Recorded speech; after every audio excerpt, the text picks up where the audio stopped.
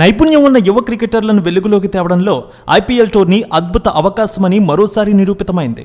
Lucknow super Giants తరపున 21 ఏళ్ల యువ కెరటం తెరమీదకు వచ్చాడు. అతనే మయాంక్ యాదవ్. ఈ యువ పేసర్ పేరు ఇప్పుడు మారుమోగిపోతోంది. ప్రస్తుతం ఇండియన్ క్రికెట్లోనే కాదు, మొత్తం ప్రపంచవ్యాప్తంగా 21 ఏళ్ల కుర్రాడి పేరు మారుమోగిపోతుందనే చెప్పాలి. ఐపీఎల్లో ఆడిన తొలి 2 మ్యాచ్ల్లోనే అతను player of the match.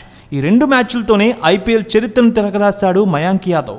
Lucknow super Giants తరపున ఆడుతూ మంగళవారం బెంగళూరు వేదికగా ఆర్సీబీతో జరిగిన మ్యాచ్లో గంటకు ఏకంగా 156.7 కిలోమీటర్ల వేగంతో బంతిని విసిరి చివరి మ్యాచ్లో తాను సృష్టించిన రికార్డును తానే బ్రేక్ చేశాడు.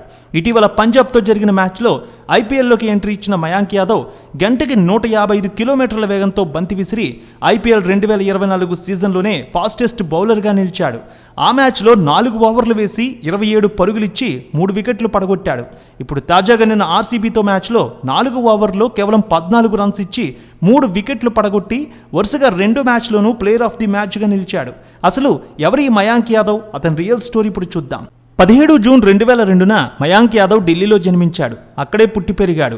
మయాంక్ తండ్రి ప్రభు చిన్నపాటి వ్యాపారం చేసేవారు, అలాగే కుటుంబాన్ని పోషించేవారు. ఆయన తండ్రికి క్రికెట్ అంటే చాలా ఇష్టం, అందులోనూ ఫాస్ట్ బౌలర్లు అంటే మరీ ఇష్టం. తన కొడుకును కూడా ఒక గొప్ప ఫాస్ట్ బౌలర్గా చూడాలని ఆ తండ్రి కలలుగన్నాడు. దానికోసం ప్రభు ఎంతో కష్టపడ్డారు. టీవీలో Dale Steyn, Morne Morkel, Mitchell Johnson లాంటి ఫాస్ట్ బౌలర్లు ఎలా బౌలింగ్ చేస్తున్నారో చూడు అంటూ మయాంక్ యాదవ్కి చూపించేవారు తండ్రి. దాంతో స్పీడ్ బౌలింగ్పై మయాంక్ యాదవ్ ఇష్టం పెంచుకున్నాడు. అక్కడి నుంచి క్రికెట్ ప్రాక్టీస్ మొదలుపెట్టిన యాదవ్కు 15 ఏళ్ల వయసు ఉన్నప్పుడు ఆయన సోనెట్ క్లబ్లో చేర్పించాలని విశ్వ ప్రయత్నాలు చేశారు. సోనెట్ క్లబ్లో చేర్పించడానికి ఆడిషన్స్ కోసం ఏడాది పాటు కష్టపడ్డాడు తండ్రి. నెట్స్లో బౌలింగ్ వేసి కోచ్ తారక్ సిన్హాను మెప్పించడంతో మయాంక్ సోనెట్ క్లబ్లో చేరే అవకాశం వచ్చింది. ఆ సమయంలో మయాంక్ యాదవ్ దగ్గర కనీసం మంచి షూ కూడా కొనుక్కునే డబ్బులు లేవు. క్లబ్ తరపునే అతనికి మంచి షూ అందించారు ఆ సభ్యులు. ఇక 2021లో దేశవాళీ టోర్నీ అయిన విజయ్ హజారే ట్రోఫీలో భాగంగా మొహాలీలోని ఐఎస్ బింద్రా స్టేడియంలో యూపీ, ఢిల్లీ టీమ్స్ పక్కపక్కనే ప్రాక్టీస్ చేస్తూ ఉన్నాయి. ఇదే సమయంలో అప్పటి యూపీ కోచ్ విజయ్ దహియా మయాంక్ బౌలింగ్ని చూసి ఫిదా అయిపోయారు. ఇలాంటి బౌలర్ లక్నో టీంలో ఉంటే చాలా బాగుంటుందని వెంటనే అప్పటికప్పుడు లక్నో టీం మెంబర్ గౌతమ్ గంభీర్కి ఫోన్ చేసి చెప్పారు. దాంతో 2022 ఐపీఎల్ వేలంలో మయాంక్ యాదవ్ను బేస్ ప్రైజ్ 20 లక్షల రూపాయలకు లక్నో సూపర్ జైంట్స్ కొనుగోలు చేసింది. కానీ ఆ సీజన్లో అతనికి ఆడే అవకాశం రాలేదు. అలాగే ఐపీఎల్ 2023 సీజన్లో ఆడే ఛాన్స్ వచ్చింది.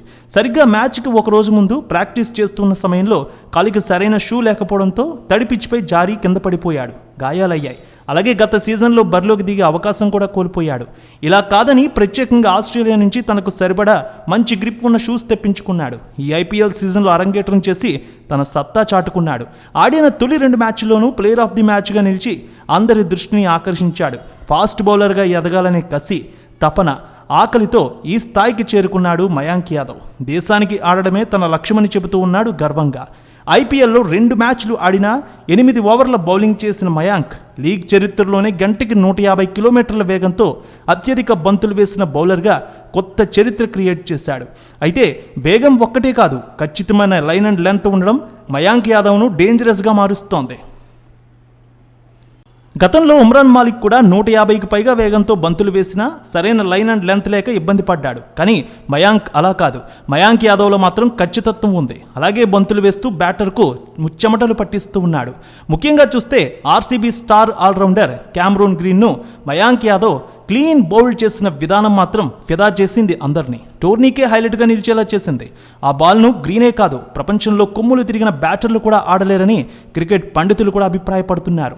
నిప్పులు చిమ్ముకుంటూ వచ్చిన ఆ బాల్ గ్రీన్ బ్యాట్ను ముందుకు తెచ్చేలోపే జెట్ స్పీడ్తో దూసుకెళ్ళింది. ఆఫ్ స్టంప్ను పక్కన వేసింది. ఆ వేగానికి గ్రీన్ ఒక్కడే కాదు, మొత్తం ఆర్సీబీ ఆటగాళ్లే కళ్ళు తేలేశారు. ఇదేం బౌలింగ్ అని షాక్ అయిపోయారు. స్టాండ్స్లో ఉన్న అభిమానులు కూడా ఫిదా అయ్యారు. ఈ యువ ఫేసర్ దేశవాళీ క్రికెట్లో 17 లిస్ట్ ఏ మ్యాచ్ల్లో 34 వికెట్లు తీశాడు. అలాగే 10 టీ20 మ్యాచ్ల్లో 12 వికెట్లు పడగొట్టాడు. ఇది ఓ రికార్డుగా ఉంది. ఒకవేళ ఇదే ఫామ్ని కంటిన్యూ చేస్తే జూన్లో జరగనున్న టీ20 వరల్డ్ కప్లో టీమిండియా తరపున మయాంక్ యాదవ్ ఎంట్రీ ఇచ్చినా ఆశ్చర్యపోవాల్సిన పనే లేదు.